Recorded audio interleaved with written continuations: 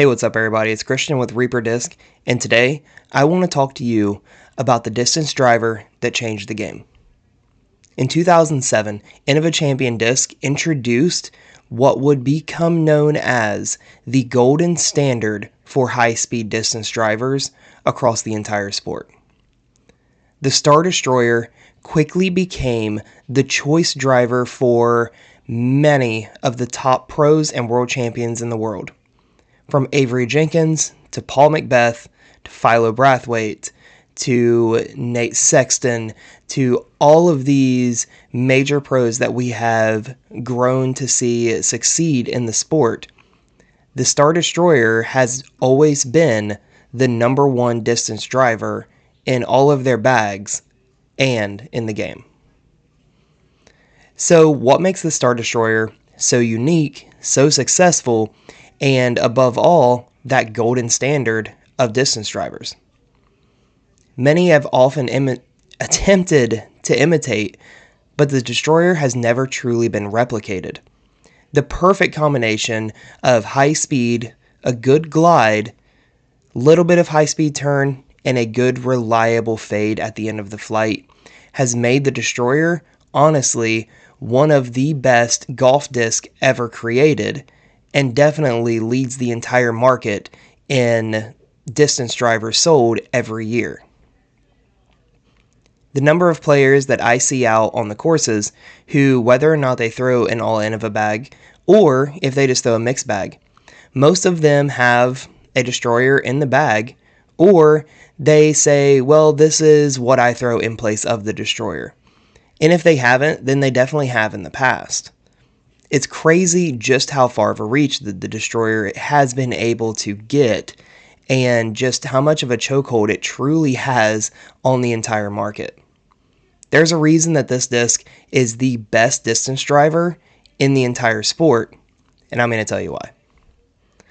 We'll start off with the fact of, at a 12 speed, it is what I would consider the perfect speed for a true high-speed distance driver. Let's all face it, we all want to be able to say that we throw, really fast and really hard, but even in the top 10% of touring pros, only a handful of those truly have the arm speed in order to really get the best flight out of 13 and 14 speed drivers. Realistically, it's just too fast for most people to be able to throw. So coming in at 12 speed, it's still fast, but it's attainable by more people. It comes in at a 5 glide as well, which actually, in my opinion, is the best glide that you can get on a distance driver. Without going for something that's meant all out for distance competitions, a 5 glide is about what you want. 4 glides typically just fall out of the sky just a little too quick to really be getting big distance, while discs that have 6 glide are just a little too touchy in order to get it just perfect to get that desired flight. That 5 lands right in the middle and right in the sweet spot. It also comes in with a -1 turn, which means if you do get it up to speed, it's going to get over a little bit and have that little Anheuser ride from left to right if you're a righty backhand. That's going to really stretch out the distance and the flight path of this disc and make it to where it's eating up fairway as it's going down, before finally getting that good 3 fade at the end. That means that really, no matter what, unless you get one of these in a baseline plastic or really lightweight, or you've just beaten the absolute tar out of it, whenever you get it up in the air, even if you're releasing it on a lot of Anheuser, it's going to flex back at the end and have a good, consistent finish that you can count on time and time again. It also makes this disc really good for forehands, especially forehands that generate a lot of power and even a good deal of off-axis torque. That fade at the end of the flight can really make this disc ultra reliable to be able to count on time after time after time. I'm no stranger to the Destroyer. I have had a Destroyer in the bag for pretty well my entire time playing disc golf, as have, most people. If you've ever thrown the Destroyer, a lot of times it typically will stay in the bag, and for good reason. So let's get into exactly how it flies. Like I said, I'm no stranger to the flight of the Destroyer. It has been a staple in my bag since I first started. Only for a short time did it ever come out of the bag whenever I was working on kind of redoing my form, and I didn't throw anything more than a 9-speed. But you best believe the moment that I got what I needed to fixed and got to put my high-speed stuff back in the bag, that was the first one that ever went back. So it was just like greeting an old friend whenever I got this out on the test field. I got it out and started off throwing it on a hyzer, and it did get a little bit of flip. Now, there is something to note about the runs of Destroyers. This is one of the newer runs in Star Plastic coming in at max weight. And these newer runs are just slightly less overstable than some of the other runs in the past. So bear that in mind, but if you want to see a breakdown on all of the different runs of Destroyers and how they compare, then that'll definitely be a different video, because I could go on for hours about that. If you want to see that, drop a comment and let us know.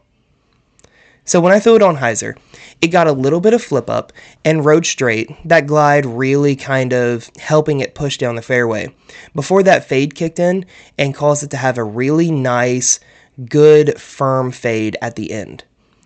It didn't really feel like it was dumping, but it didn't really feel like it was fading incredibly forward.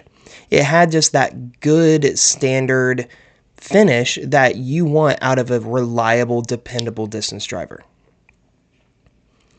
When I threw it flat, it actually stayed flat and straight for a majority of the flight. It did get a little bit of turnover to it and a little bit of flex, but this thing just rocketed down the field.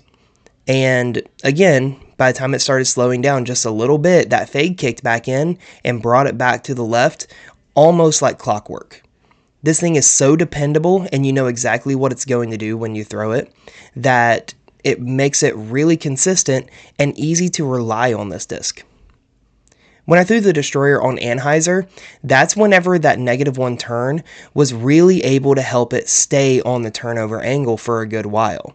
Now, that fade didn't really let it stay there, but by the time it was kind of coming back down out of the angle and getting to where it was flattening out and panning, it really had that nice kind of pendulum swing before riding back to the left, but the entire time it had a lot of swing to it and forward progression.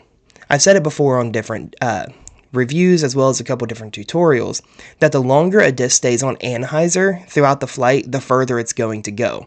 And that whenever a disc starts fading, that's whenever it's going to essentially stop progressing forward. So it was really nice to see this thing holding the turnover and then even getting back to flat. It was still panning from left to right and really eating up a lot of distance. The fade, though, was still very predictable. It came back down at the end with just a nice firm fade. It didn't dump, but it didn't just kind of barely come back out of it. It still had that fade that I can depend on time after time. When thrown full power, the Destroyer did get a little bit of flip and ride out of it, just what I would expect out of a brand new unseasoned Destroyer.